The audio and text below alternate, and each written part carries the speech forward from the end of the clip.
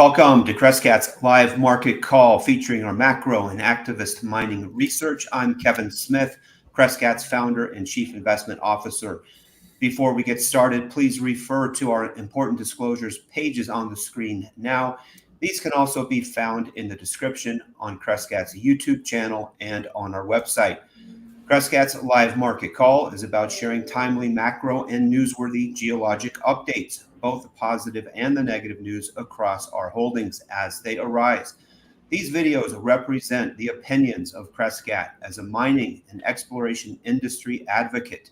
Our objective is to share the overall geologic progress of our activist strategy in creating new economic metal deposits in viable mining jurisdictions around the world.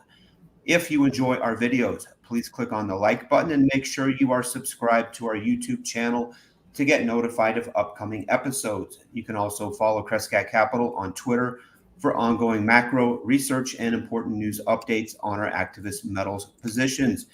If you want to learn more about Crescat's investment strategies, we encourage you to reach out to Merrick. His contact information is on the screen now and can also be found on our website at crescat.net. So let's get started.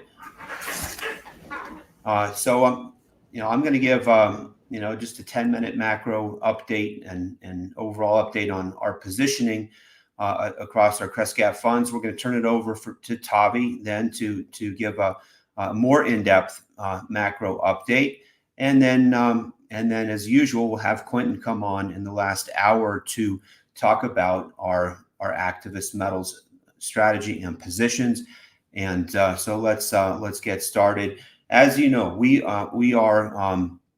we're extremely bearish when it comes to the overall stock market, and especially the valuations for the S&P 500 for large cap technology stocks. It's no secret to anyone who's listened to our calls for some time, but we have some new data here that is now showing from Ned Davis research that household stock allocation is at an all-time high. That stocks as a percentage of all financial assets among households and personal trust. And why is this important? Because this is truly an all-time high in the history of this data, and we're concerned about valuations. We're concerned about positioning and sentiment, as well as market, other technical market breadth information that in combination, when you look at all these things combined, along with the other macro indicators, we believe we are in the vicinity of a major stock market top, and it is highly risky to be long the S&P 500, to be long, the Magnificent Seven, popular tech stocks at a time. I know they've been working recently, and there's some strong momentum, but we think there are extraordinary risks at this time to this positioning. Let's go on to the next. This is just showing that in the last 4 weeks, we had the largest inflow into technology stocks, basically in the history of this data here, the largest tech fund inflows. So again, momentum, sentiment, at the same time as we have record high valuations. This is just not a good combination. We want to be contrarian to this type of data. Let's go on to the next. This is something that Apollo did, and they're looking at valuations 12-month forward on a PE basis for the largest 10 stocks in the S&P 500, and then they look at the rest of the S&P 500, and then they look at the valuations 12-month forward PE on the rest of the stocks. There's one period in here that might look like it was higher in 2020, but that's somewhat of an outlier period that they pulled the data from, because we We had just had the COVID, the brief COVID recession that really made earnings look unusually low.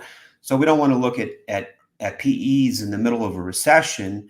That's not appropriate, to do. But if we look at PEs at the fullness of a business cycle, at PE ratios when profit margins are near all-time highs, and then we look at the PEs, what we see is the profit that the PEs that we have right now for the top 10 largest stocks on a forward-looking 12-month basis are the highest they have ever been in the middle of an expansion cycle, and higher than the tech bubble in 2000. The PEs for the top 10 stocks, forward PE higher than 2000, and the highest that they've been in the history of this data here.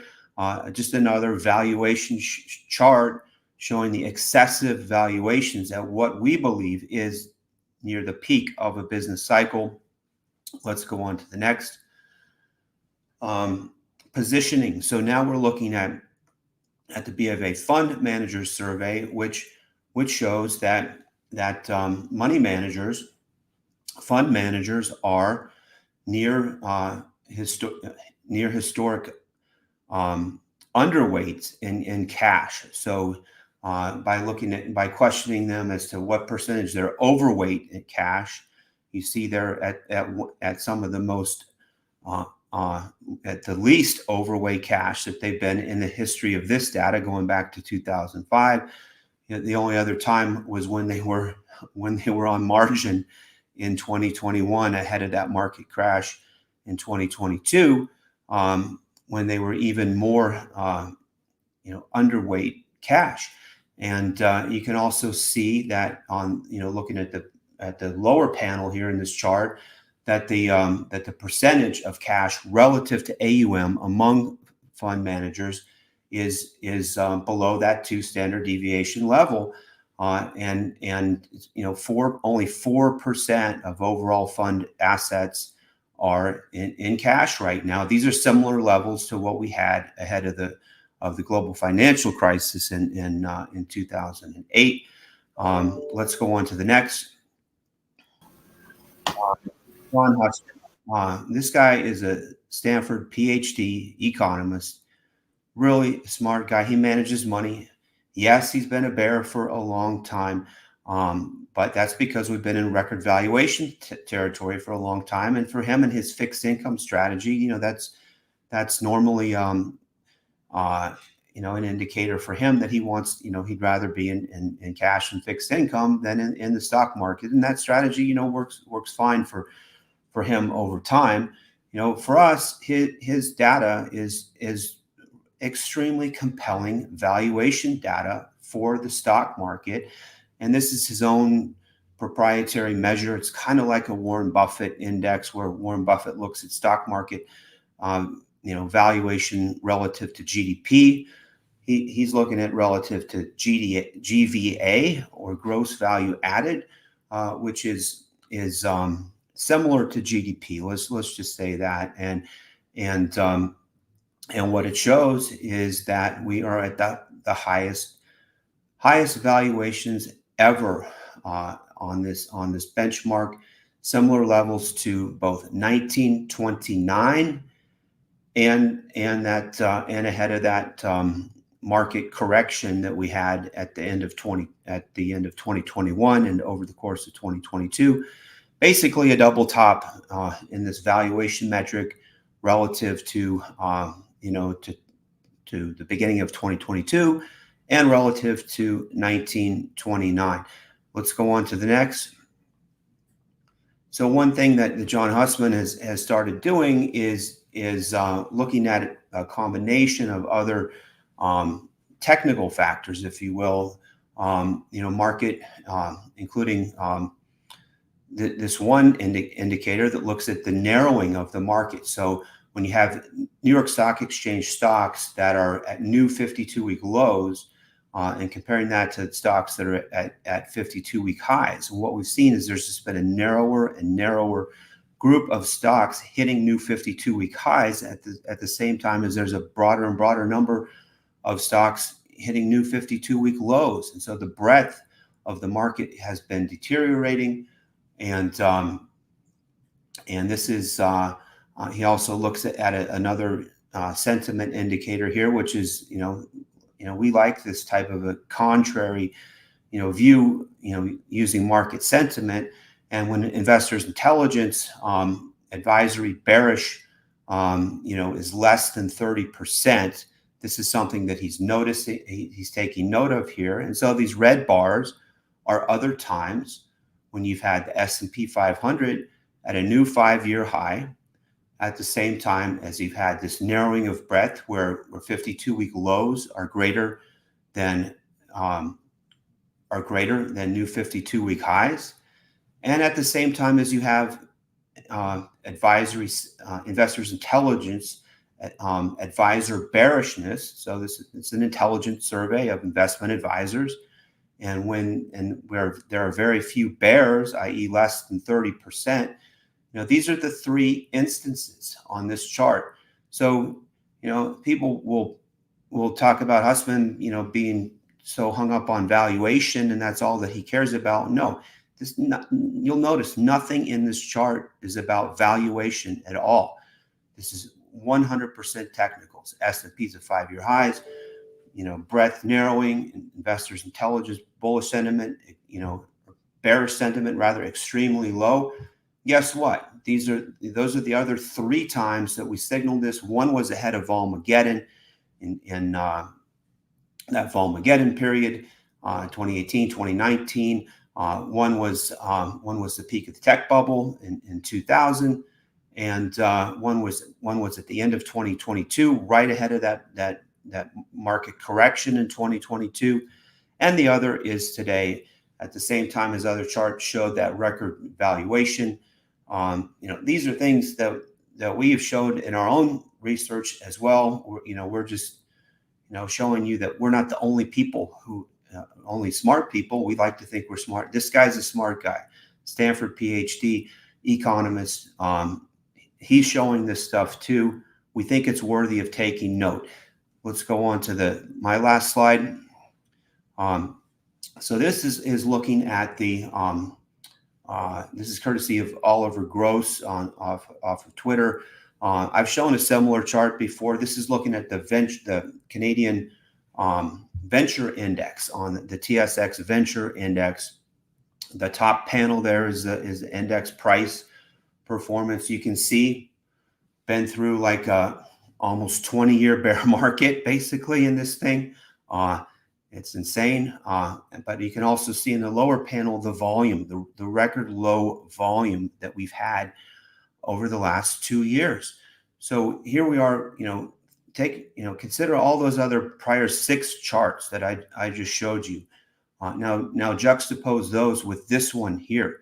We have record highs in the S&P 500, record momentum, record valuations, and at the same time, we have this other entire industry, and this Canadian Venture Index is a proxy for the junior mining industry, the exploration focused segment of the mining industry, and we have something that has been through a multi-decade bear market and is extraordinarily undervalued.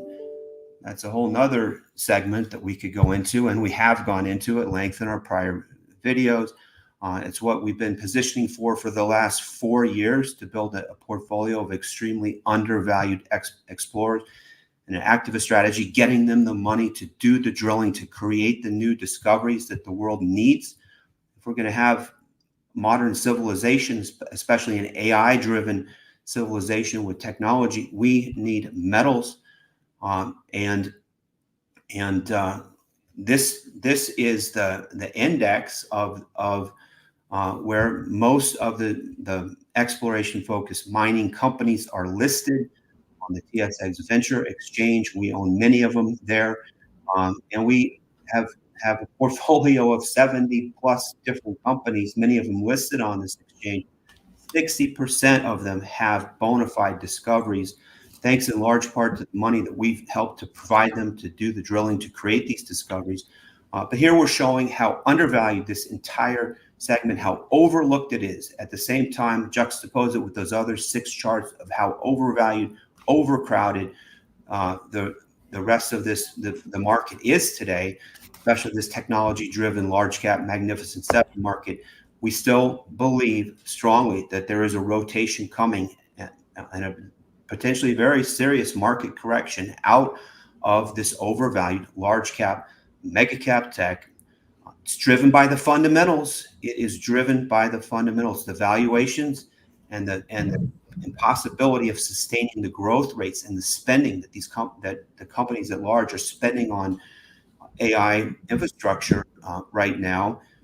There is the return on capital is just not there for this investment at this time. There's been an over indulgence in the spending. These are the things that make major market tops. We think we are in the vicinity of one ahead of this rotation into this undervalued commodity metals industry in the stagflationary time. So I've gone over my time already. I'm going to turn it over to Tavi to continue the presentation. All right, thanks, Kevin. Well, let's get started. I've got some charts here to go over. One thing that I would like to point out here is this breadth weakening of the market that Kevin was talking about. This, to me, it's sort of a deja vu moment when you think about what happened in 2021 during that market peak of a lot of the technology companies, but really the non-profitable businesses, the times when we had the Beyond Meats of the world finally seeing their reckoning moment of valuations. And that was a time when most of those companies and even investment vehicles like ARK have not returned to those valuations that we saw back in those days. And instead, what we've seen so far has been a selective number of technology companies that have returned to not only to their prior highs, but really been breaking out to new levels. And so you can see in different ways, there's lots of ways to measure. I think last week I had a chart of the Russell 2000 versus NASDAQ. Today I have here the percentage of stocks above 200-day moving average has been shrinking. It's about 50%. At the same time, if you look at Russell 3000, which is just one of the broadest ways of looking at equity markets in the U.S., it could potentially be called the U.S. equity market or a proxy for that. You can see that the performance has been driven by most of the mega cap companies, but also you can see the divergence that resembles that period of that peak of 2021. So, I think when you start seeing all these signs piling up, it is certainly at least it gets my attention, and I believe that other investors should at least take note of these types of divergences that we have right there. Let's go to the next chart. And so in the next one, we're looking at defensive versus cyclical industries. There's different types of ways of measuring this, but Goldman Sachs has an index that essentially looks at defensive companies versus the cyclical companies, and then it basically excludes commodities from this. And you can kind of see that usually when defensive companies are outperforming in cyclical ones, usually tends to be prior to periods when you have significant sell-offs, and then the entire market tends to fall apart. In other words, a cyclical underperformance relative to the defensive companies is sort of a signal to the market. Again, it could be the same way as the breadth weakening, or just the fact that you're having less and less industries leading the way to the upside, or sectors. And this is certainly the case today. We started with technology, and then you had parts of technology space actually starting to weaken, and then you had the non-profitable companies, and now you're really dealing with the mega cap companies that are on the top, and then you have less, not so much of the Magnificent Seven. It becomes Magnificent Four, and so it's interesting how those things are starting to narrow significantly in terms of leadership in markets. And therefore, I think this chart is a very important one to at least consider as well with the prior chart too. Let's go to the next one. And so the next one is a look back in history. And and basically seeing how the value versus growth stocks story has been told in a very different way in this last cycle, which has been since the global financial crisis, one of the best periods to own growth stocks in history, as you can see here. Basically, this chart is looking at value versus growth stocks, and it calculates this by looking at the rolling 10-year annualized return spread between these two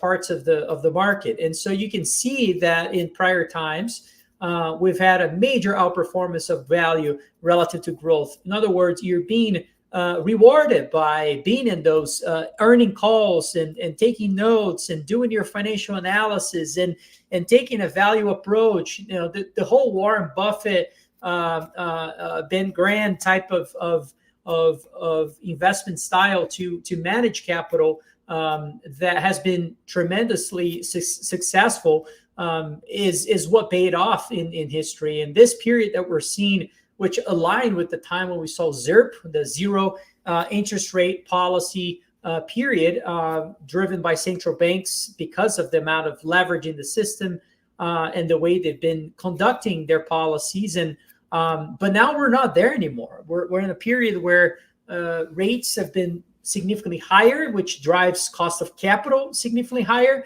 And to my, at least my strong opinion is that we're going to see a prioritization shifting back from growth into fundamentals and really bottom line of companies improving. And therefore, as we see that, the discounting of cash flows of most companies are also going to be re-rated in some of those parts that have been inflated over the years, and most of that is in a growth space. So let's go to the next chart, and you can see sort of this phenomenon in this chart, by the way, because this chart specifically is comparing sort of the same idea, value versus growth, but now comparing it with different economies. And you can see places like Japan or Europe or US starting to see the shift, but emerging markets have always been in that position. In fact, I happen to be Brazilian, so I have a lot of contact in Brazil of folks that manage money and others that follow the markets. And what is not shocking, but interesting to me is the fact that most of those folks from Brazil are very value oriented. If you hear their pitch in a company or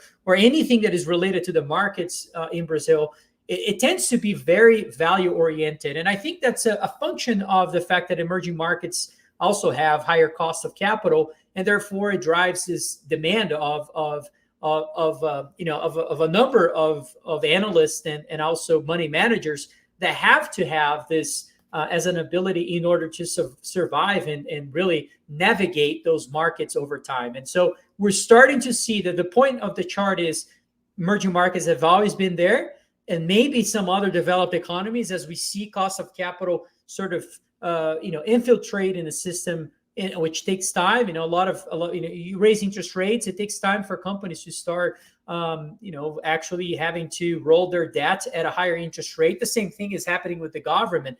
But ultimately, 3-4 years, as we see these rates staying higher for longer, it has an impact in markets overall and also how we analyze things. Let's go to the next chart. And this chart, we're looking at the PE ratio, but with the forward PE ratio. What I find interesting about this chart is not the dark blue, which is a lot of people are, I think the point of this chart, if you think about it, is really showing the difference between the equal weight and the mega cap weight, or I should say the market cap weight index. And you can see the difference between the two, and reminds you of the early 2000s when we had a tech bubble. To me, the main point of this chart is actually showing how valuations of those mega cap companies are actually very similar to what it was back in the early 2000s. And, when I point out this chart, somebody made a comment in this and said, well, what if it goes back to the early 2000s? And the first thing comes to my mind is like, is that your very first takeaway of this chart? Is that we're going to go back to the early 2000s? Is such a, that type of behavior to me is classic of where we are in the cycle. Is like, what have you heard of risk reward? I mean, what's the risk reward of going back to the early 2000s versus the risk of something happening? And most of these, the success in these companies already being priced into to their inflated valuations that we have. And to me, that's the big takeaway. And so if things, a lot of times, if we have, let's call it, and I'm not saying we will see this, but let's just say a year from now, we have a major sell-off in markets, 35%.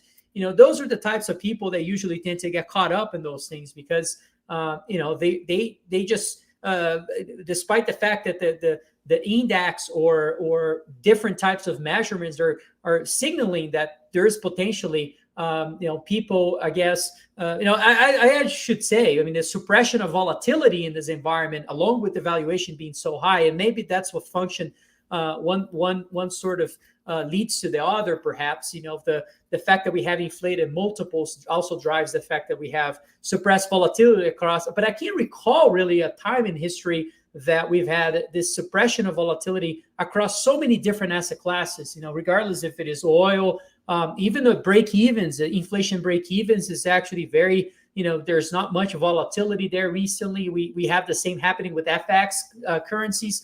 And so, and I think we're kind of, if I could sort of had a title for this presentation, I think we're sort of in a pivotal moment here for markets. And I'm not sure exactly how this is, fully plays out. And I think I'm not in I'm in the same boat with anybody else here. But what I do think it's important is to, have at least a sense of where the risk is in markets. And this is one of them, in my view, and where the opportunity probably lies ahead as well, which in our opinion, it would be mostly in natural resources. But let's go to the next chart.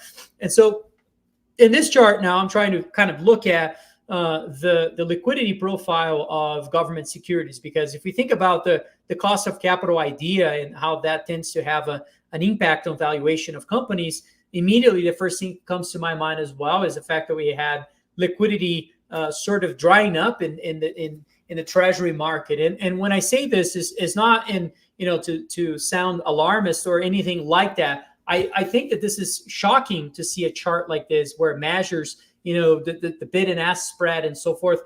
And to me, it reminds me of the what happened in the Bank of England back in 2022 when they passed a tax cut. And immediately the prime minister had to resign. And not only that, we had a major spike in the UK bonds yields. And somebody, commented on when I posted this chart and said, how can you compare this with the Bank of England? This is so different. There's no such thing as a sort of unfunded tax cut. Really?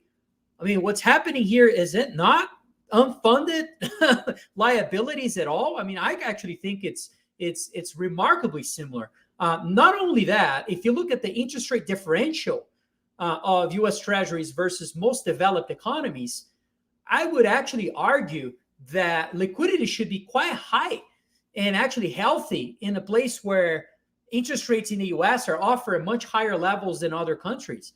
And in fact, we're seeing this chart kind of show a problem. Not only that, we are aware that central banks purchases of treasuries, despite the fact that it's at record levels today, when you look at that relative to how much we're seeing of issuances, it's a completely different chart. I think that's a more relevant idea, personally. Let's go to the next chart. And so here you can see the 2 versus the 30s, or the steepening of the yield curve. I think this is one of the most important signals in the market that I am watching this very closely, because I have a view on this. I think we're going to see a breakout of this chart. And I think this is going to be very meaningful because it's a recession signal. And I think perhaps this is even more meaningful than it was in the past, because this is one of the steepest yield curve inversions we've seen in history, but also one of the longest yield curve inversion problems we've had in history too. And so as we see this sort of, you can kind of see that there's almost like energy being concentrated in this chart consolidating for so long. And ultimately what I think it happens is it breaks out and it moves a lot higher. And so I think this is going to be a changing narrative when we see this chart breaking out. And a lot of people who think that the steepening of the yield curve, which is going to be interesting, are going to see this as a healthy part of the economy because the yield curve is steepening. But when you see that signal coming out of an inversion, it is almost always a recession signal. So I would pay very close attention to this. Let's go to the next chart. And so you can kind of see here the yield curve inversions in the past is going back to the 1940s. why am I worried about this as a recession signal? Somebody asked me on an email of this. Well, I looked at this chart, for instance, going back so much in terms of decades in the past. And every time we've had basically a major inversion and the steepening started to occur, that usually is something that you should be aware of, which is very concerning for the global economy or the U.S. economy specifically. Let's go to the next chart. And so in the next chart now, I'm going to go over, I think, 3 other charts that kind of look like this, which, the same thing as we saw the steepening of the yield curve on the verge of a breakout. I've got, 2 other charts on top of this one that also look like this, which is, they could all be aligned. They could all move in the same direction together. In fact, it wouldn't surprise me. And so you can see here, there's quite a lot of negativity recently in oil, and oil has been doing fine, by the way. Oil hasn't, it's been doing just fine. It's been doing clearly forming higher lows as we've had it here. It's been in a downward trend, and it's trying to change that trend. And I think that we can see a breakout. It wouldn't surprise me at all if we see a breakout. And if you look at the energy stocks, they also have been consolidating too. So I think this is a moment of, if you remember how commodities tend to rotate, energy has been on the sidelines for a while. And metals were in the same position not too long ago, and they broke out. Gold broke out to new highs. Then we've had copper and others. And now here's energy, and people are just ignoring it again. So this is something I wouldn't be ignoring. In fact, if we go to the next chart, you can see the euro also in the same position. Like I said before, I mean, you would have been expecting the dollar to be, having the move of its life, essentially one of the strongest movements in history, if out of a period where we have interest rates differentials being so steep relative to history. And instead, we're not really seeing this. This chart has actually been building up recently, and which I think it's been trying to bottom for some time now, historically speaking. And if you look at quarterly candles of the euro versus the dollar, very likely is this in line with not in line with the oil trade, but likely in line with other other things, like the fact that we are seeing hard assets is starting to outperform as well. But here's an even better chart, because I don't really like the euro. The euro, actually, if you think about it, I prefer to own economies that actually have a link to natural resources, or I should say their economies are highly correlated to the commodity cycles. And so if you go to the next chart, here is the Canadian dollar that has been not actually doing very well recently. And then you had a sort of a double bottom. You can look at the same thing with other emerging markets, which had a really big move for 2 years in the Mexican peso, or you look at the Brazilian real and so forth. And now they also been had their own corrections and sort of kind of resetting the sentiment, which is very healthy in my view. And would it surprise you if we see oil breaking out and we see the Canadian dollar breaking out? Well, the Canadian dollar and the oil if you look at both in a chart, actually the prices of the two have a very similar behavior, and so it makes sense. The Canadian economy is very strongly linked to the oil and the energy space, and so you would suspect that if there is a breakout in oil, or maybe a breakout in Canadian dollar, this would be very meaningful for the two. And also, I should say, for most of the precious metals investors, this is also a very relevant chart, because a lot of the securities that we own are actually priced in Canadian dollars. And we choose to not hedge that exposure because of charts like this. But there's also a whole macro thesis behind this as well. Let's go to the next chart. And now you're looking at a near record short position in the Canadian dollar, which I think adds tremendously to this point. And by the way, I had a chart not too long ago, I think the last week, showing an aggregate of all dollar positions. And they're all, basically markets are very long, or I should say speculators are very long the dollar right now. That's what creates or sets the stage for a short squeeze. And I think we're getting close to potentially one here. Let's go to the next chart. And then the copper reminds me of the gold chart not too long ago. Even I made a joke in the prior week that even my neighbor was telling me about the shortage of copper. And that's when you need a sell-off. You need sort of something to kind of reset expectations And that whole phrase from Bill Gates that, well, I don't like quoting Bill Gates. I actually think it's a very intelligent quote, which he says that markets tend to basically underestimate or overestimate the short-term moves and underestimate the long-term ones. And I think this is clearly one of those issues where potentially short-term we got a little bit overhyped, but long-term this looks like a tremendous opportunity. One of the most powerful technical formations, in my view, is certainly the cup and handle. And guess what other metal that has that? Well, it's called silver. It's got one of the largest cup and handles I've seen in my career. And I think this one is a small one, but very powerful. And I would really think that it wouldn't surprise me if we see a breakout, especially from what we're seeing from AI and all the electricity consumption increases that we're seeing, which I'm going to go over that real quick. Let's go to the next chart.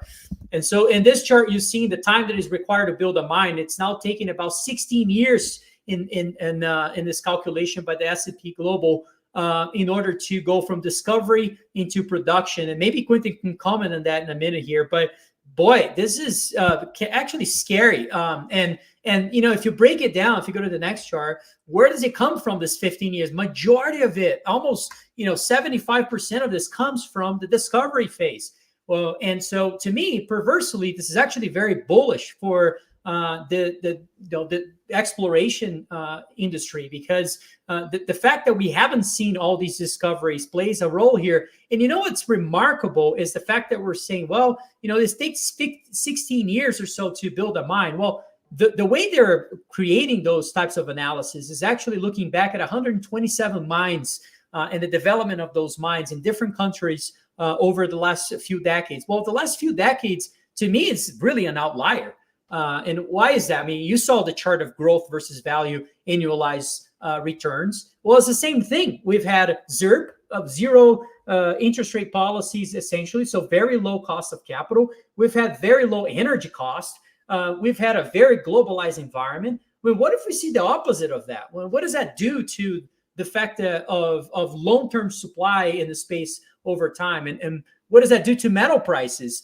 And then on top of it, you throw this AI craze that we're seeing and the onshoring and central banks buying gold and now looking at metals potentially as a critical metal for as a sort of almost a geographic I guess a global asset that is becoming more and more critical for economies to function in general. And then seeing that the long-term supply prospects of these commodities are just completely stuck in this range right now. And so, in my view, this is actually alarming, but also an opportunity, because high-quality exploration projects are going to be in very, very high demand. And I think if there's one thing we've done very, I would say, right at Crescat has been finding those high-quality assets over time. And I think that skill is going to be in very high demand. Personally, it's just my opinion. As we see this world that really requires more supply for metals over time. Let's go to the next chart. And so here you're just breaking it down in gold, copper. It kind of shows that the timing. What they say that the gold mines are developed a little quicker, and you would think that copper would take a little longer because a lot of those copper porphyries are deeper and take a lot more capital and so forth. But actually, the timing, I think that the timing is actually remarkably similar, believe it or not, with most metals. Let's go to the next chart. Another one that is interesting is this one, because you would think that underground would actually take longer, but the development phase, the construction phase, it's not really the big chunk of it, as you can see here. Where it comes from, the timing is really on the discovery, is finding the metal. That's the hard part. So, a guy like Quinton, his stock performance should be up every day. If he was a stock, I mean, he should be in high demand. That's my point. Let's go to the next chart. You can see here the global semiconductor industry overall, which, by the way, you can look back here they're in the same axis. So 2015, the global semiconductor industry and the metals and mining industry were at the same level. And now we've seen the semiconductor space grow so much. And so this is driven by AI. And so $6 trillion of that, $3 trillion coming from NVIDIA. And there, maybe there's nothing wrong with the blue line. Maybe the blue line is it is what it is. I mean, we're going to see a world of AI, but what I doubt about it is the yellow line. I just can't believe the blue line stays there and the yellow line doesn't follow, meaning that we're continuing to see all these electricity consumption and the need for all these materials. Now think about all the computers that need to be replaced in order to allow those devices to function in the AI world and so forth, and all these language models. How in the world we're not going to see metals and mining also increasing in relevance is I think it's a big question. And to me, it's not really a big question. It's really a big opportunity. Let's go to the next chart. I'm almost done. Finally, I guess I actually received an email this morning and from an analyst from Haywood, in which provided a link that basically saying that I've seen this survey of the central bank's gold reserves, and essentially asking central banks about very interesting and important questions regarding how they hold, why they hold gold, and different reasons. And this one is actually in particular asking what factors influence your decision to hold gold. And most of the respondents here, so you're seeing the bars, is basically which ones percentage of those respondents actually answer as highly relevant. And you can see that the big ones here are no default risk, which is the idea of owning a neutral asset, certainly, and the idea of being in a very deglobalized environment. I think that's a very, very important takeaway. The second one is says performance during times of crisis. Wow, I mean, that is a powerful one, because most 60-40 portfolios are completely ignoring the metal, barely own the metal. And it's interesting how central banks actually have somewhat of an understanding of history. That's why we're seeing this.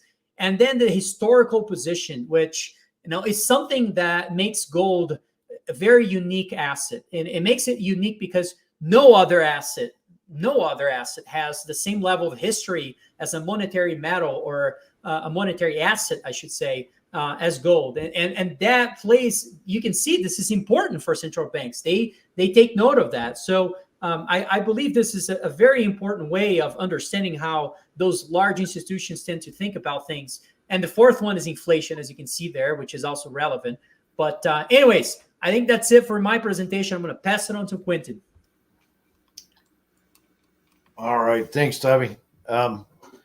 I realized today I wanted to do a lot. I kind of had to make up for last week because I wasn't here last week. It played hooky. Not really. But I didn't get to talk about everything last week that I wanted to. So I'm actually going to jam two stories into 1 week here. So I'm going to call it the 2 for Friday this week. And both of these happen to be kind of base metal oriented, predominantly, particularly copper. All right. So I'm going to talk about two copper stories. A lot of people have emailed me recently saying, boy, I just can't find any new ideas out there. Well, it just so happens both of these companies, they were private, or, they were through a transaction in the private side of the world, and they've moved recently into the public realm. So they're both now trading. And they're an opportunity. I see them as a big opportunity for people to find something new. So let's go to the next slide. All right. I've talked about Magotes before, like a few months ago, maybe 2, 3, 4 months ago. I can't remember when. But I really want to cover it more thoroughly at this point, because they have started trading. I think maybe a week or two ago, they started actually trading in the public realm.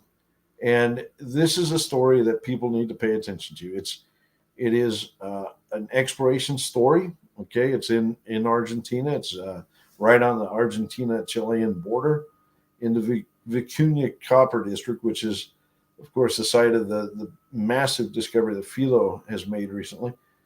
And they're right next door, and they have this right geology. Okay, so this is an important story. Why? Because this company, its current value is, I think sub $20 million, if I have it right. And, right next to them, you got Filo, which is at $3.3 billion. Okay, so that's a pretty big disparity, even though the geology that these guys have is very similar to what they have at Filo. Let's go to the next slide. All right, a little bit of info about the company. Look, they do have a lot of shares out. Part of that is a bit of an artifact here because the guys who established this, I'll expand more in a slide or two, are from a different side of the planet, and they're kind of more accustomed to seeing, we'll say, Australian level of shares. But if you can kind of set that aside, this company, I guess the market capitalization is 35 million. Sorry, I'm a little off. So it's 35 million presently, but that's at 17 cents. I think right now it's trading like 13 cents. So it's a bit of a discount. Anyway, this is a company that is backed by a lot of major players, a lot of funds and stuff. Why? Because everybody can look at a map and say, holy cow, they're right next to a major discovery, one of the biggest discoveries, quite frankly, that's been made on Earth recently. All right. So I don't let the share count bother me so much, but I do pay attention to, who else is in the story. A lot of smart money in there. And they do have a fair bit of cash. Okay. They raise cash, over the past 3 months, 4 months. It's been a tough market, but they raise enough cash they can get out and do some work. All right, let's go to the next slide. All right, so who are the people here? Look, a lot of these names, nobody on this side of the planet is going to know.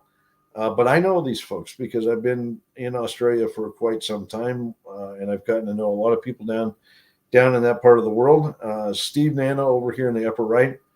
I actually worked together with Steve at Newcrest back in the 1990s. Okay, so he and I are almost the same age, and Steve and I, he's almost like my Australian brother, quite frankly.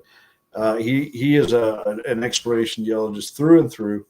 Has a proficient level of experience with this particular deposit type, porphyry coppers, and he's worked in this region in Argentina for a long time. When he and I were working together at Newcrest, he was actually assigned to explore in the Andes in South America. Okay, I was working in North America. He's working in South America. But I've known the guy for ages, and he's one sharp explorer.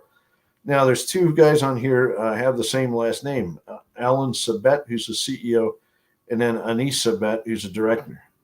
I've known Alan and Anis for probably 7 or 8 years now. I think I first met him around 2017-ish, maybe. Couple of guys from Melbourne. They're an interesting pair. They invested in the tech space for a long time. In fact, they made a lot of money. They're incredibly smart people. I would say their IQs are probably north of 150, everybody in their family. And I know most of them. Yeah, they're incredibly sharp guys. They're young. They don't know that much about the mining industry. I think sometimes people think, who the heck is this? Don't know these guys. But they're serious about exploration, and they've teamed up with Steve Nano because they know he's a good geologist. Okay, so I have a lot of respect for that kind of an approach.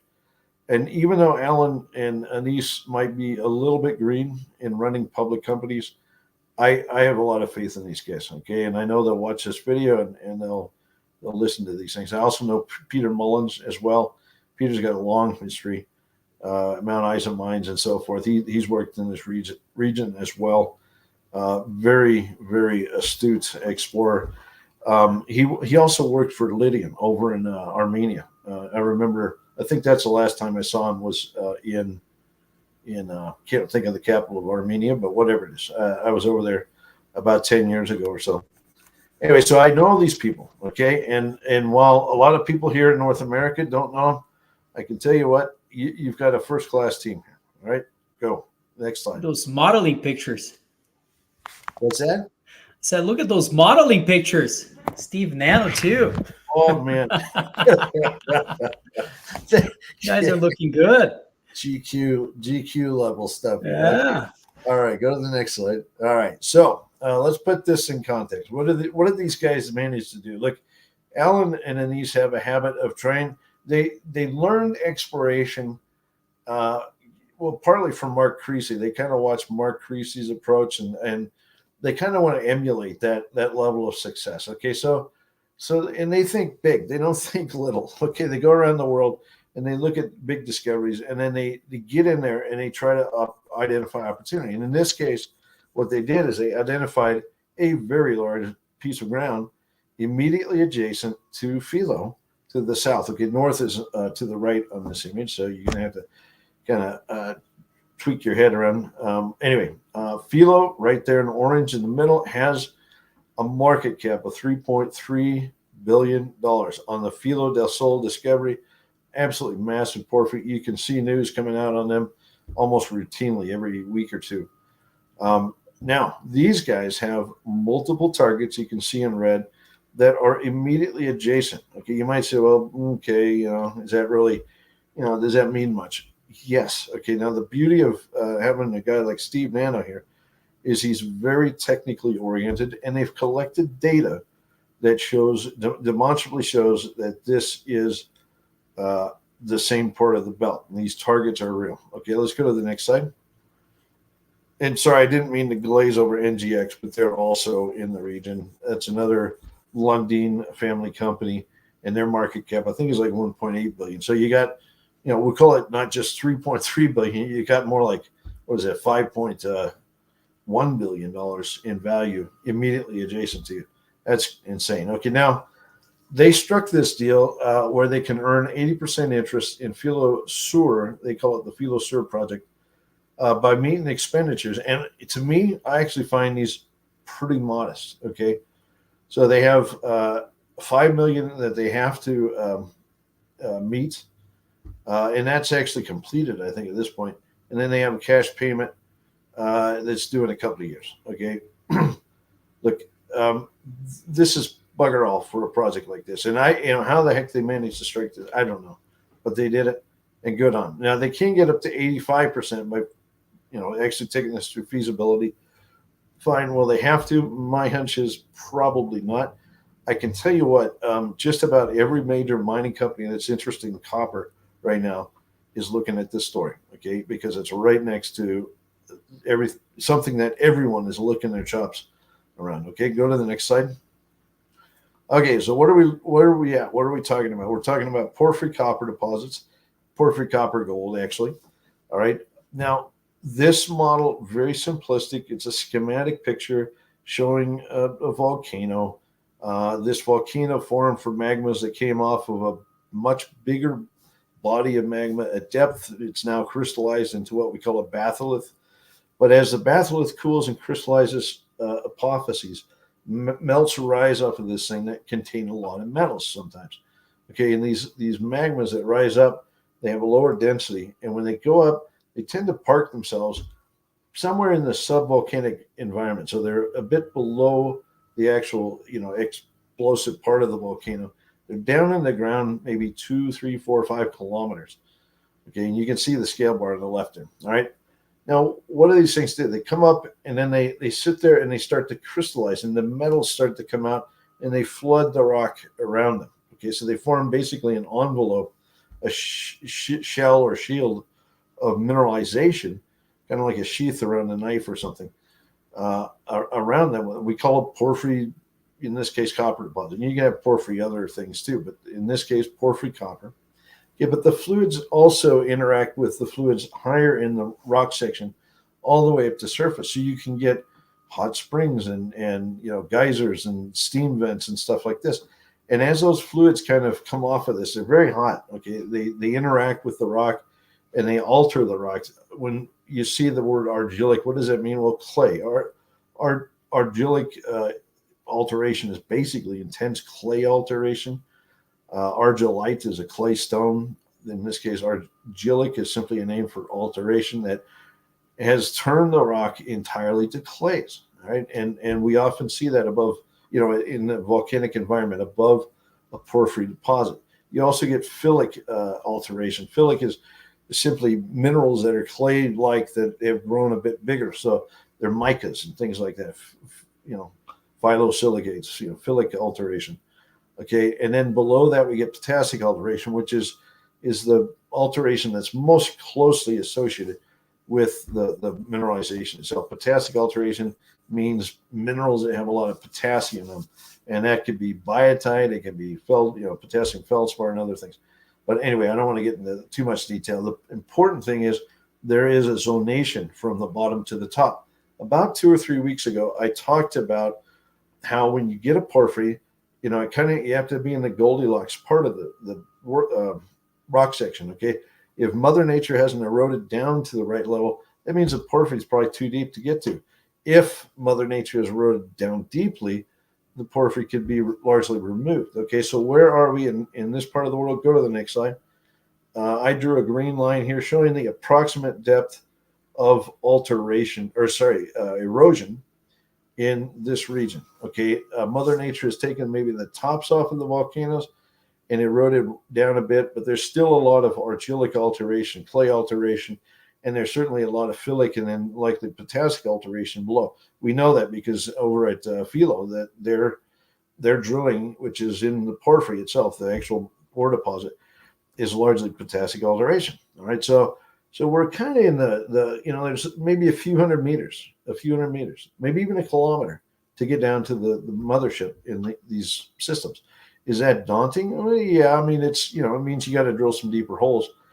But look at Philo; they made an amazing discovery. I think a lot of their holes go down 1.5-2 kilometers even. I mean they're crazy.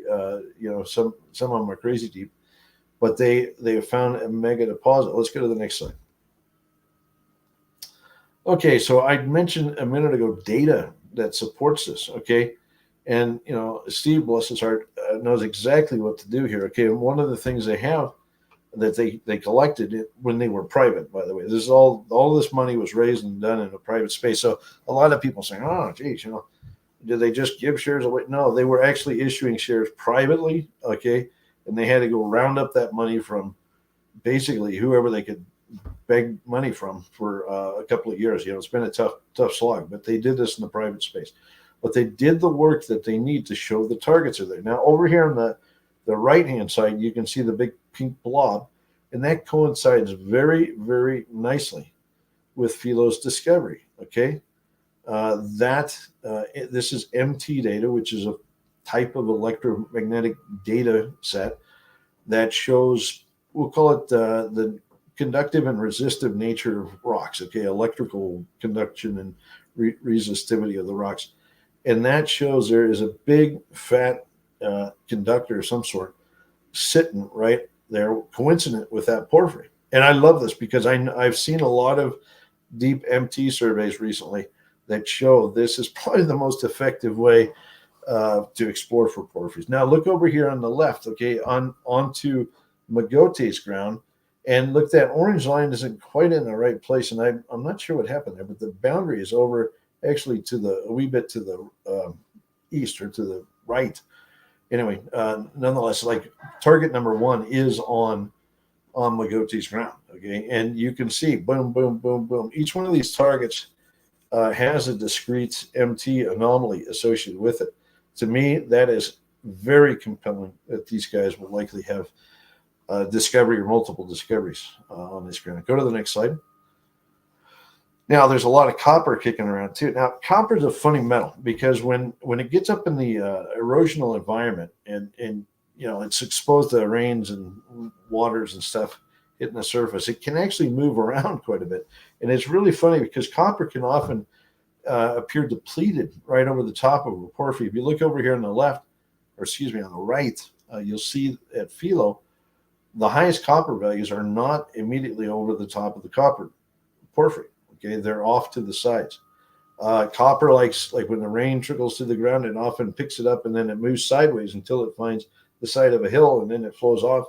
And then there's your copper anomaly. Okay, but to see a big sea of copper in this general area, it tells me there's a lot of copper in the subsurface, irrespective of how much it might have moved. All right. Okay, so this is another good data set. Go to the next slide.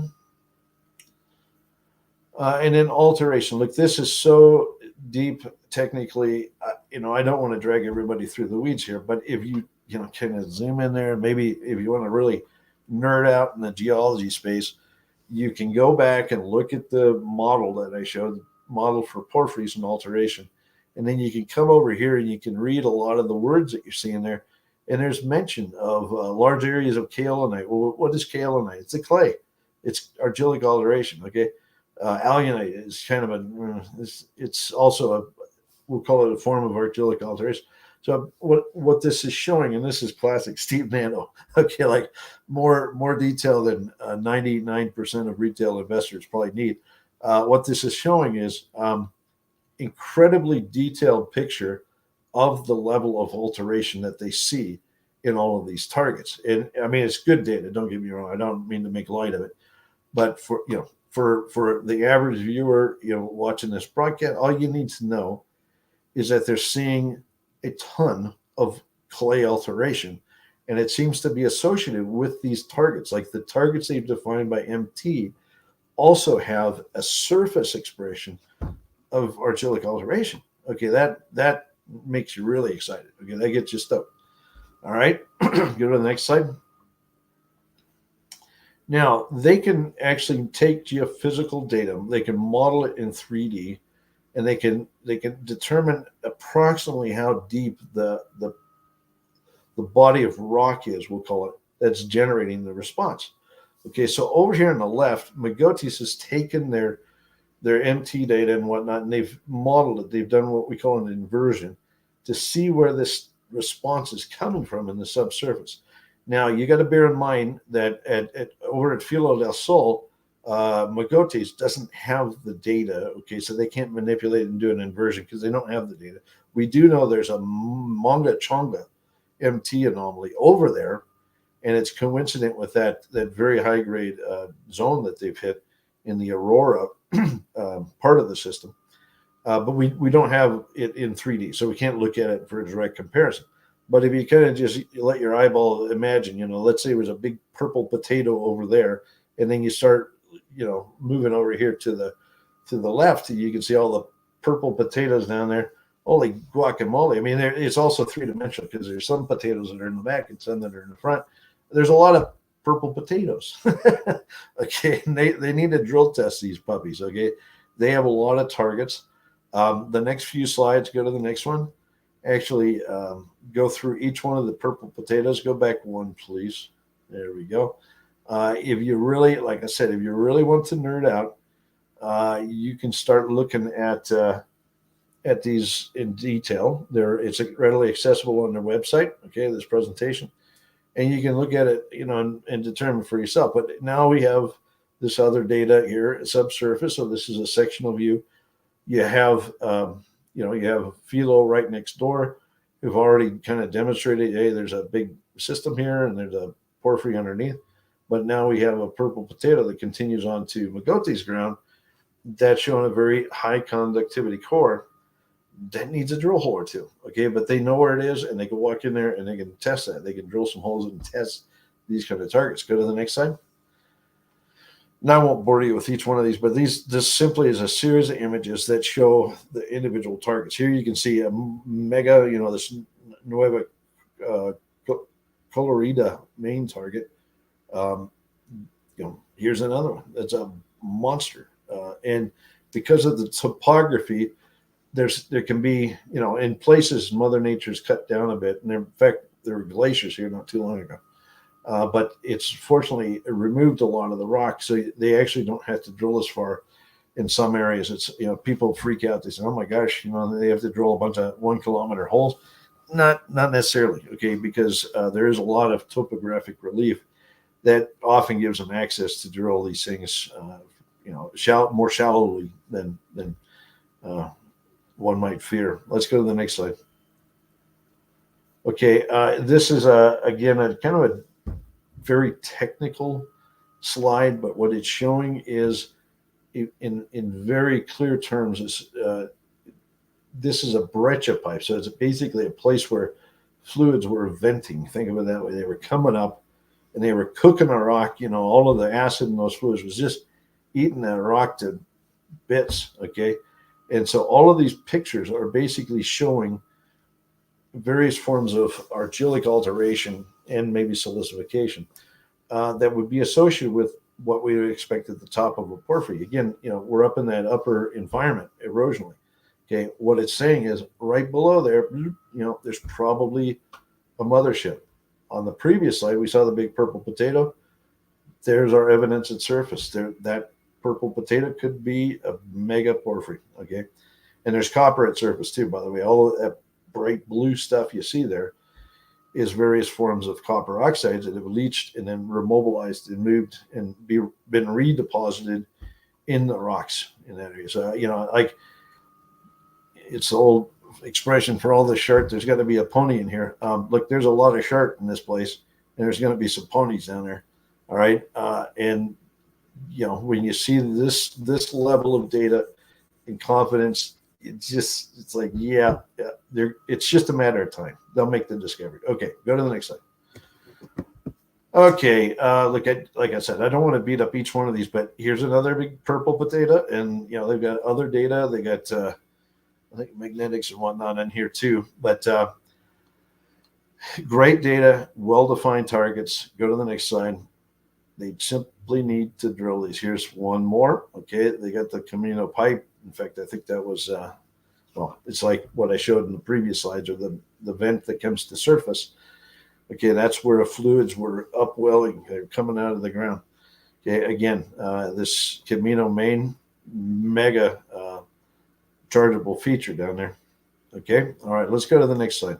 So, forgot one more. Cumbre target. I think this one is the last one, but this is a big one. It is a bit deeper, okay? It is a bit deeper, but I like this one a lot just because of the level of response that they got out of it. I think this one and the magnitude of the scale of it is very similar to what we see over at Philo. All right, so, okay, all right, go to the next slide. Now, I had to make this a twofer, all right? And I meant to do Magotes last week when I couldn't join because of something happened. And then I was going to talk about Yukon metals this week. But now I'm doing both of them. Okay, so bear with me. Sorry. We're going to have a big week. Okay, Yukon Metals recently started trading after its acquisition. They acquired a portfolio of projects in the Yukon out of the remaining portfolio that was held by the Berdahl family. Okay, the Berdahls are prospectors, and I've known them for eons. I've probably known Ron Berdahl for 20 odd years, 24, 25 years, something like that. He's a little older than I am, not too much, but he and I, have stayed fairly close over the years. And then I got to know his son, Scott. Scott's the CEO of Snowline. Okay, and I remember as Scott was going through university, and I would have calls about every quarter for a long, long time. We would talk about what he wanted to do and, his career and so forth. And, at one time, I think he was looking at getting into tourism, believe it or not.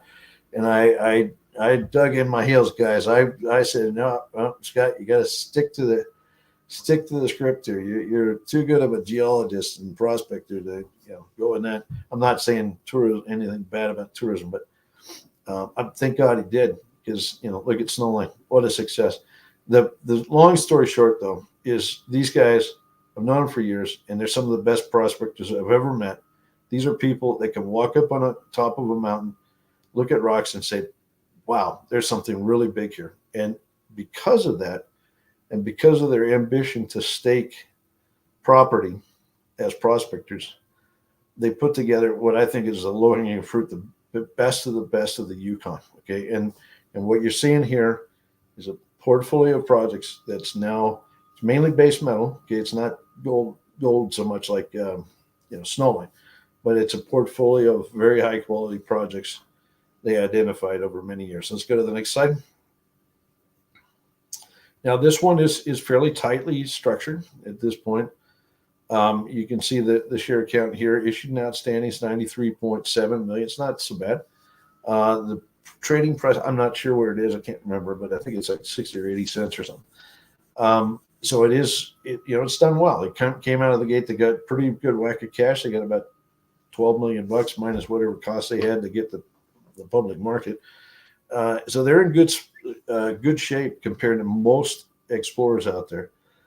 Now, what are we going to do here with this money and this wonderful company? Let's go to the next slide. Look, I had calls today, or not today, this week, and this week and maybe last week too, can't remember, with a lot of the parties in the company here. And I wanted to find out, what's the game plan here? Because Snowline is such a beautiful success, and I could see very clearly, the path that one needs to follow to make a company a success. And so I talked to Rory first, I think. Then I talked to Ron. Ron would love to just go fishing and like hand over everything and let other people deal with it. I said, Ron, no way, no, you can't do that, buddy. You gotta row with us here. And then I even talked to Scott earlier this week. I talked to him about Snowline and Yukon. Anyway, the long story short, I think I have a better picture of how they're going to progress the company now. And I really think if they stick to a script very carefully, they will do well. They could replicate the success of Snowline. All right, let's go to the next slide. Okay, so you can see the breakdown of commodities in their projects in that middle circle there, or the left hand circle. A lot of copper, a lot of silver, a lot of zinc, and even tungsten in there. There is a gold component, like there's a polymetallic component. There's even one or two, I think, reduced intrusions that are in there. Anyway, long story short, that's kind of your spectrum of metals that we have that we're going to explore for it. And then over here on the right, you can see the level at which these things, have reached at this point in terms. Some have been drilled, some are discoveries, or incipient discoveries, and then some are even deposits. All right, let's go to the next slide. Here's a list. This is actually out of the appendix of the slide deck, but I put it up here because they have a lot of properties. I think in total there's even more than this. I think it was like 17 or something. But this, we'll call it, these are the primo of the list. And what I like about this slide is it names them, obviously, but it also tells you what metals are in each one. It's kind of like a scorecard. You can see what metals are in each one, and you can also see what type of deposit they're looking for. And this ranges everywhere from porphyries and skarns, kind of like what we were talking about for Magotes, all the way to other things. Like they have some orogenic gold. They have CRD systems that might, who knows, maybe they're associated with porphyries. They have other skarns. There's a lot of skarns in the Yukon, by the way. And they even have SEDEX deposit, okay, big base metal potential. All right, so interesting stuff, interesting VMS, interesting collection of opportunities here. Go to the next slide. This map shows you where they're at. Like, there's nothing about Ron that's he doesn't think small. He likes to go all over and pick up ground. And like I said, he spent better part of a couple of decades bouncing around and identifying the best of the best of projects, of geological anomalies across the Yukon. Okay, and here you can see the map that shows you the distribution of these pretty much across all of southern Yukon. Look, there's a few slides I'm going to just touch on. This company Ron is a great prospector, but he's held these things, together for many years. He hasn't had a huge pile of money to spend to do technical work. So a lot of these are still relatively early stage. They might have seen a drill hole or two, but a lot of them are relatively early stage. So they need some work. Okay, they do need work. And I would love to see that work happen before they go out and start drilling. All right. So, this is daunting. This is a lot of properties, but we're going to talk about a few of them here. Let's go to the next slide. All right. This AZ project is actually over on the border with Alaska. So it's on the far western edge of the Yukon. There's an inset map in the lower right. And I've talked to Ron about this. I talked to him several times, even in the past. I mean, they've found some phenomenal copper and even gold values here over the years. Huge alteration system associated with this property. Now, obviously, if the best we have at this point is this map, and I do know they have some rock chip samples, but we're not to the drill stage, okay? We need to collect data, okay? Park that, because that's very important here. It's a great project. I know from listening to Ron about the potential of this thing, but I know that more work is needed to get to the drill stage. It is a very large project. I like that. We need large projects. I love to see that, but it is not quite at drill stage. Go to the next slide. Star River. This is a big CRD system, probably associated with an intrusive system. Whether it's a porphyry or not is up for debate, but it's very high grade. Okay, and this happens to be similar to some other high grade silver, lead, zinc, and zinc projects in the Yukon. Yukon's, in my view, I've talked about this before, maybe 2 or 3 years ago. Yukon is one of the most underappreciated silver districts I know of in the world. Okay, I think there's a lot of potential for silver, and this is a really high quality project that I think if they swing a drill around here, they're going to see some really beautiful intercepts, kind of like silver tip or something like this. Very high grade CRD. All right, so here's another one. Is it ready for drilling? Not yet. Okay, go to the next slide. And then Expo. This is, I just cherry picked a few, okay, but Expo is down in the Finlayson VMS district, and I consider this district, a world class district. It's got Kutzakaya, Wolverine, etc. Like there's some big VMS down here. It's in that sweet age, and so I just love this camp. But they have this Expo project that has clearly a very large VMS target on it. Okay, they're seeing this in soil geochem and other things. Is it ready for drilling? Not yet. Now, why do I keep bringing this up? Well, I know that the company, they just listed, or they just started trading, I don't know, a few days ago, a week ago or something. They're building up their team, okay? And I know they got to do some work here before they go swinging a drill. I would not like to see a drill show up and then that money go like really super fast. Okay, that's not how this should work. What needs to happen here, and I gave Ron Burdall my 2 bits, is that he needs to be paired up with the incoming technical team, and it sounds like they have some good technical people coming into this picture. And basically for the first 2, 3, 4 weeks, these guys need to be glued to each other. And the technical people who are coming into this picture, who really have no background with any of these projects, need to take all of the knowledge that Ron Burdall has in his head, and hopefully that includes some knowledge from Scott too, and his brother, and that knowledge has to be transferred over to this incoming team. Okay, that's the first thing that has to happen. Now, once that happens, then they can lay out the plans for how they explore these things. Okay. And in each case I just showed you, look, Ron did not have heaps of money to gather huge amounts of technical data over the years. Okay, it is what it is, but he knows targets. So I'm 100% confident all of these targets that I'm talking about here are probably going to deliver big discoveries. But the work has to happen to get there. Okay, and I say this because if the company were to spend its money by rushing in and trying to drill whatever it deems the best target, first cab on the rank, so to speak, they could burn through that money very quickly, and that would be very unfortunate because they have such a good portfolio here. I would like to see them build this up, even if it means the best they can deliver to investors in the next couple of months is technical data they're gathering on the ground. Build that story up. I'll love to tell the story. I'd love to talk about this every 2 or 3 weeks and keep people focused, because I think this is going to be an exciting one, just like Snowline. But then when do they drill? Maybe there's a little room to drill later in the season, or why not just wait until next year too? I mean, that's another possibility. But this has to happen. They've got to, it's already almost the end of June, not quite.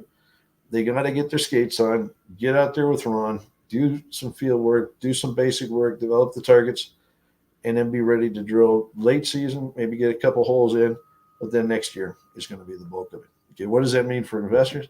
There's opportunity. Okay, there's opportunity. All right, let's go to the next slide. Okay, we got a few updates this week. In fact, I gotta have my little leapfrog deal here, because the big one came out this week. All right, go to the next slide. We have our first mineral resource estimate at Valley. Snowline announced a resource estimate, I think, on the first day of this week, if I remember right. Caught me off guard. It's like, wow, where did that come from? Everybody, I'm like sitting there, trying to brush my teeth or something. My phone starts buzzing. Bzz, bzz, bzz, bzz. It's like, holy cow, something came out. Sure enough, mineral resource estimate. You can see here indicated resources. I'm going to say this first up. I like this estimate. Okay, this I can tell that the work that was put into this is very high quality. It was very thoughtful. It is also extremely conservative, which that's all right. It's not a bad thing. But what it yielded is an optimal, I'm going to say an optimized resource in terms of grade. They did achieve a very respectable grade here. 76 million tons of indicated at 1.66 gram per ton. It's a little over 4 million ounces right there. And then they have another, 81 million tons at 1.25 grams in inferred for another 3.3 million ounces. I like this. Not quite as big as I was hoping for. Will it hit 10 plus? I think it will. I think it's actually already in there. But this is a great start. This is one solid resource. They also drove the economics around, looking at the revenue factor and whatnot. And I know I don't want to go off into the weeds here, but basically the way to think of this is that they put this to an extreme test in terms of its ability. In terms of its ability to generate revenue, like what's kind of your ultimate threshold here, and they produce a resource that, again, it's conservative but it's solid as a rock. How many 1.66 gram deposits have you seen come out, in the market lately? Bugger all, none. Okay, so this is high quality. Go to the next slide, especially given the metallurgy. All right, this is just a slide showing the different breakdowns using different cutoffs. It actually is interesting because you're not seeing a huge halo of lower grade here. In fact, Fort Knox would have much higher halo of kind of 0.3, 0.2, 0.3, 0.4 gram kind of stuff. And while you see the tonnage, jump a wee bit, from 75, say, to 79 to 82, and the indicated, that's not a bunch. Okay, like in other words, it's a pretty tight deposit. It's not got a lot of marshmallow around it. So the bowl of soup is a great bowl of soup, but it doesn't have a big cloud around it so much. Okay, go to the next slide. They also broke this down. I like this because they show the different shells as you're mining. You take things down in stages. And look, this is at this point, this is largely at a conceptual level because they haven't done an economic study, but they show the different whittle shells and they show what the grades are in these things. And you can see, like that first shell between surface and shell 1. Okay. We're looking at mining something like 39 million tons indicated and inferred. Bugger all waste material. In fact, I wouldn't be surprised if the waste is actually mineralized and it's simply min waste, but whatever. I won't go there. That might be where our hidden gold is, by the way, guys. So look at the grade. Okay, 2.45, 2.16. Can you imagine? I mean, what mine on this planet has started in recent history that starts at those kind of grades? Like none. Okay, so this has got to be one of the most desired gold projects available in the entire planet right now. It's very, very high quality. Okay, go to the next slide. Oh, sorry. I got to go to my model now. Sorry. Share screen. Yep. Where am I? Okay, window. Okay, what I did is I put it. Hopefully, you can see that, right? Not yet. Yes, we do now. Okay. All right, we put the image from the news release here. There's some section lines, these blue things that we're going to look at. But basically, this is an image of all the drilling that's been done at Valley. I'll zoom in. You can see all the assays there. You can see that beautiful pink and red high-grade core there. All right, so it's in the valley. You can see there's a big mountain over here. It rises up. I'll turn it like that so you can see, right? Okay, so it's in the valley. Pretty easily accessible, actually, and it's just incredibly consistent across that span, that high-grade core is.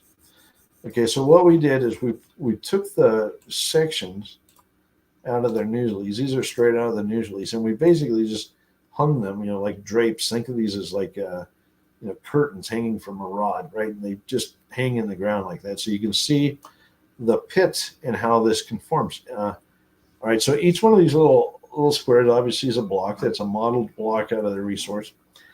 And you can see the pits here. They got different lines. There's one there. There's one. So the blue one is the ultimate pit at present, a whittle pit. And it's just remarkable. I mean, that's all this high grade at surface or near surface is going to make a beautiful starter pit. You can see it comes down. This is that first pit I talked about right there. Wow, look at that. That is a dream for any gold mining company. I think the rate that they're talking about mining is around 9 million tons a year. So the first, 39 million tons in there. I mean, you're looking at about, 4.5-ish years of rock in this first pit. Okay. And then at 2.4 or something gram per ton and probably recoveries of, 95 or 98% or something. I mean, you're looking at production that's, let's do the math here in my head real quick. I'm going to take a stab at it. I think mentally, I get around 600,000 or 700,000 ounces per year for the first 4.5 years. And then, still good production after that. But that's insane.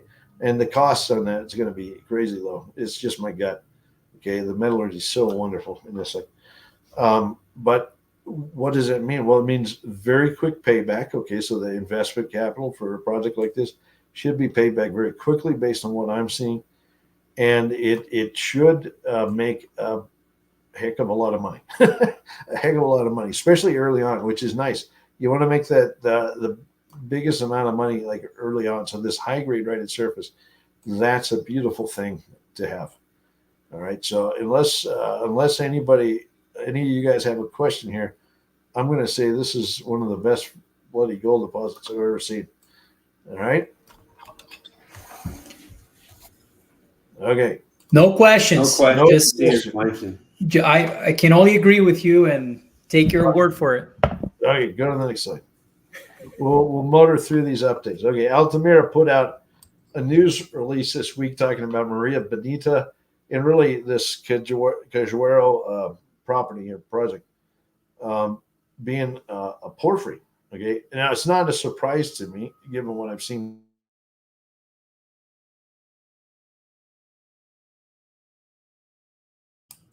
Is Quinton Hennigh gone? Yep. All right, Quinton, I'm going to give you a minute to figure this out.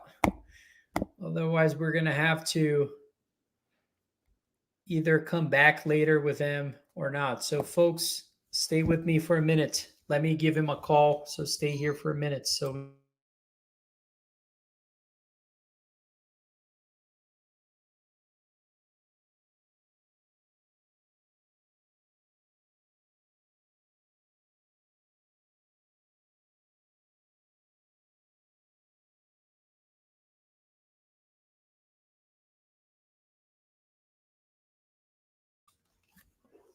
all right, folks, Quinton had a few issues, so he's going to go here. If you can hear him. There you go.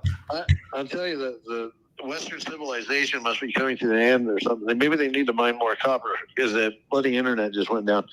Hopefully you can see the slides, Tavi, correct? Okay. Yeah, I just want to confirm with Kevin first that you can hear us. Yeah? Okay. Perfect. Okay. You go. Okay, so Altamira had, we'll call it the godfather of porphyry copper deposits, Dick Solito, come to site recently. Okay, Dick is a world-class geologist that everybody in the mining space knows, and he came out and he identified some really interesting features, in particular breaking down the rocks. He was able to help them break down the rock types to show that very clearly this is a porphyry gold system. Okay, now what does that mean? Well, my hunch is they've just touched the tip of an iceberg here. Okay, this conclusion that they've reached says that there's going to be a lot more rock in the ground in this area probably a Cajueiro, but go to the next slide, okay?